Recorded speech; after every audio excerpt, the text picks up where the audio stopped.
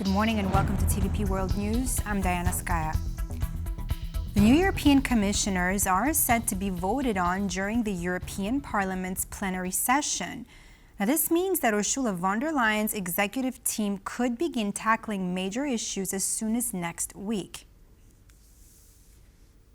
Now, the sun is rising on not just a parliament, but a new commission. That executive team, those 27 commissioners leading here the European Union, are due to be assembled and due to finally get their green light. That vote by the European Parliament, those MEPs, is the last hurdle. That means that this commission is set to go and ready or as early as the beginning of December. There are many hosts of issues to tackle, looking primarily also at defense. That's one of the major things that Ursula von der Leyen has said several times, that this bloc will need something around the tune of 500 billion euros over the next decade to shore up industrial capacity, looking at weapons. But the question is how to finance it. That will be important. Money matters. That's going to be also critical in that new budget for the next 7 years. And that's going to be heavy on the defense there as well. Europe must play a stronger role in all of these areas.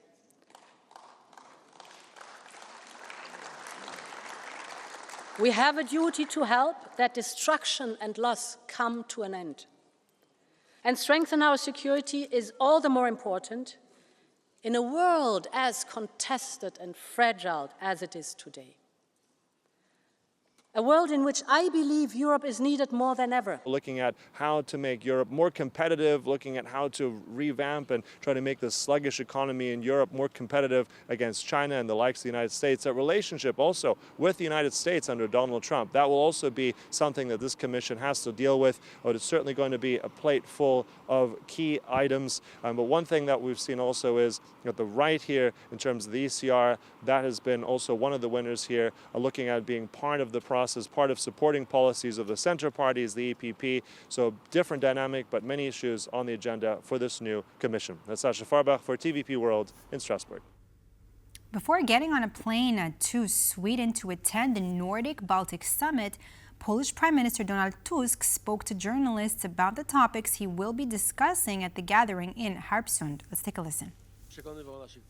At the summit, I will try to convince our partners about the need for immediately creating a formula aimed at securing and policing the Baltic Sea waters, a joint venture of the countries in the Baltic Sea region, which feel the same sense of threat when it comes to Russia.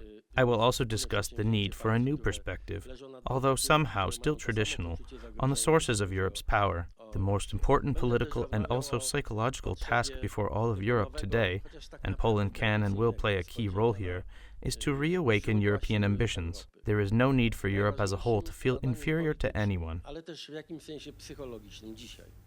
Ukrainian authorities confirmed on Tuesday that there are no further obstacles to exhuming the remains of Poles massacred by Ukrainians during World War II. The move signals a breakthrough in an ongoing problem souring relations between the two nations. The issue of exhumation has often threatened to derail ties between Kyiv and Warsaw, a staunch supporter of Ukraine in its defense against Russian aggression. Polish Foreign Minister Radosław Sikorski announced what appeared to be a turning point after meeting his Ukrainian counterpart, Andriy Sybiha. Ukraine confirms that there are no obstacles to Polish state institutions and private entities conducting search and exhumation work on Ukrainian territory. Poland has long campaigned for its investigators to be given full access in Ukraine to exhume the victims of the Wolyn massacre. Now, the two countries are working on practical mechanisms for conducting the work. I hope that this time there will be no more obstacles. This is the key to the full reconciliation of our peoples, a move which is needed at this dramatic moment in our common history. A series of murders by Ukrainian nationalists lasting from 1943 to 1945 in regions of modern-day Ukraine known as the Wolyn massacre claimed the lives of an estimated 100,000 Polish men, women and children. The European Parliament held a plenary debate on Tuesday with Commission representatives to discuss the growing military cooperation between Russia and North Korea and to reaffirm the bloc's support for Ukraine. Now, Ukrainian President Volodymyr Zelensky, in his latest address to the European Parliament on November 19, said that Putin has brought 11,000 North Korean troops to Ukraine's border. We also see Russia continuing escalating its war, most recently with the deployment of North Korean troops to Russia. This is in addition to the military support that North Korea already provides to Russia through artillery shells, missiles and artillery. This represents an internationalization of the conflict. It is also a clear violation of international law and UN Security Council resolutions. We know that Russia has put its entire economy on a wartime footing and counts on the military backing of North Korea and Iran, as well as the substantial support provided by China. We need to step up our assistance. Ukraine urgently needs more air defense, more ammunition, and more long-range weapons. In terms of taking the escalation further, we've seen 12,000 Korean soldiers invoked as cannon fodder, and this shows that Russia is weak. They need soldiers, they need munitions from East Asia in order to carry out the war of aggression. We need to be clear about our relations with the future US administration. Apart from the Baltic countries and 2 or 3 others, nothing extra is happening at this critical moment. Some of our member states, and you all know which ones, only did a fraction of what others did. Some still have modern air defense and manpads needed in Ukraine. What are they thinking? Smartly saving some money? L'escalade du conflit russo-ukrainien nous rappelle.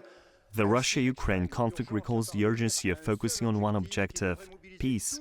We need to use all of our energy to achieve that. We have a president in the United States who's coming to the end of his mandate, and he's pushing the West towards escalation by allowing long-range missiles to be shot into Russian territory. And this is far from a peaceful solution. U.S. President Joe Biden could procure another several $billion worth in military assistance for Ukraine before he leaves the White House. Now, the current administration is working to secure an aid package which will also help replenish U.S. stocks of military hardware and ammunition. Now, out of the $24 billion total, $8 billion is earmarked to finance U.S. companies' contracts to supply arms to Ukraine. Another $16 billion will be used to replenish Washington's military arsenal. These moves come just days after Biden submitted a statement of intent to Congress to cancel half of Ukraine's economic aid debt, a sum of over $4.5 billion. The current administration is working to ramp up support for Ukraine ahead of an unsure period when President-elect Trump is expected to take over in January. U.S. Secretary of State Antony Blinken has said that the United States and its G7 partners will continue to support Ukraine in its defense against Russian aggression. Today, our G7 partners pledged steadfast support for Ukraine into and through 2025, continuing what has been a truly unprecedented partnership, sharing the burden, determined to do everything that we can to help Ukraine deal with the ongoing Russian aggression. The U.S. is continuing to surge security assistance to bolster Ukraine's defenses in the east and to respond to the escalation by Russia and, in particular, now the involvement of troops from North Korea. For many months, the Kharkiv region has been facing daily terror from Russian forces, with the city of Kupiansk caught in the crossfire. Now, so far, Ukrainian defenders have been successfully repelling continuous assaults to defend the fortified stronghold, standing firm on the Russian path towards Kharkiv city. From May 2024, as many as 22,000 people have been evacuated from the dangerous areas of Kharkiv.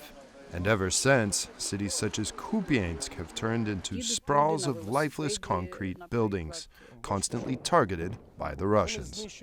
You see what they're doing. They're destroying everything there, not stopping whether it's day or night. This is the Oskil. It has spread a bit because its banks were blown up, but it is an obstacle for them now.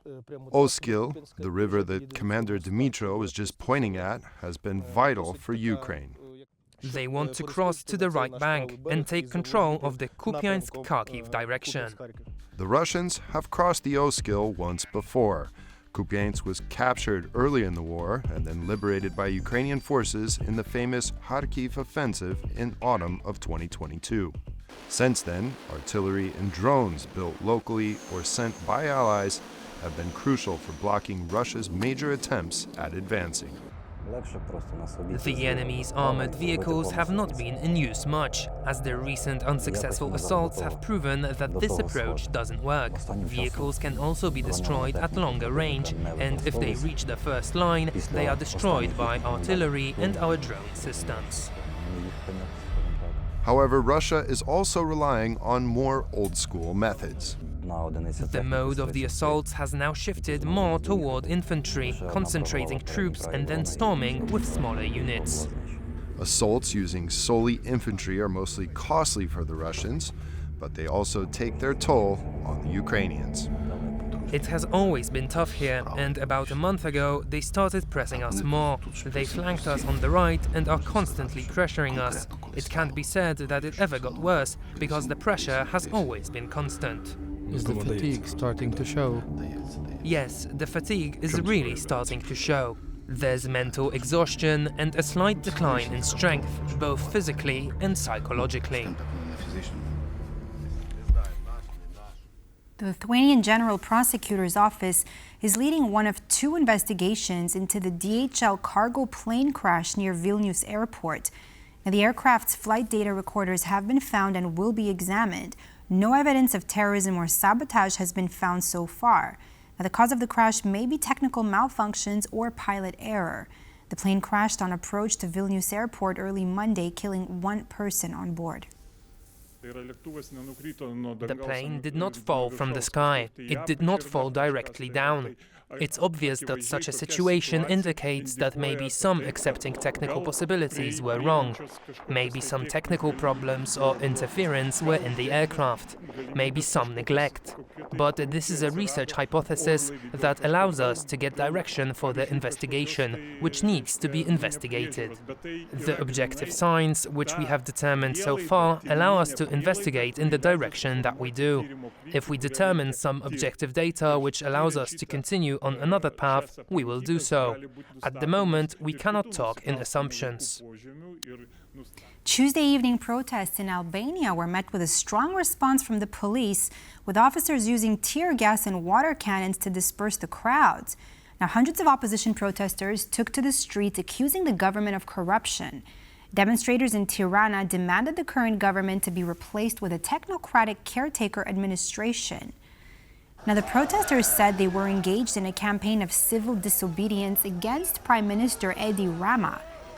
Opposition figures in Albania have been protesting nearly every week, demanding a caretaker government to step in until the parliamentary elections in 2025.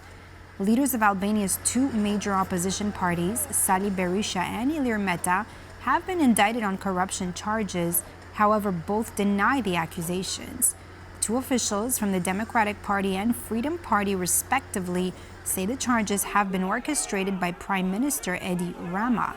Now, in response, Rama said the indictments were not politically motivated and accused the opposition of attempting to seize power by force.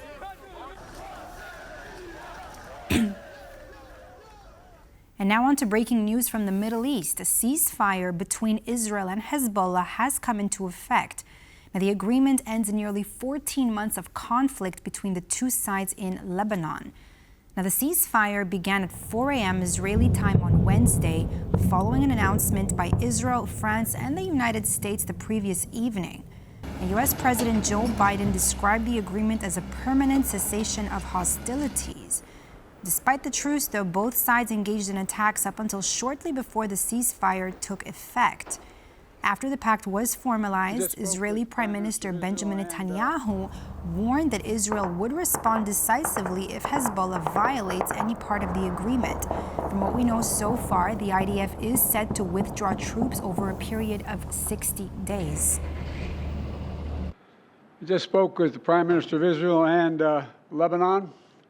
I'm pleased to announce that their governments have accepted the United States proposal to end the devastating conflict between Israel and Hezbollah. I want to thank President Macron of France for his partnership in reaching this moment.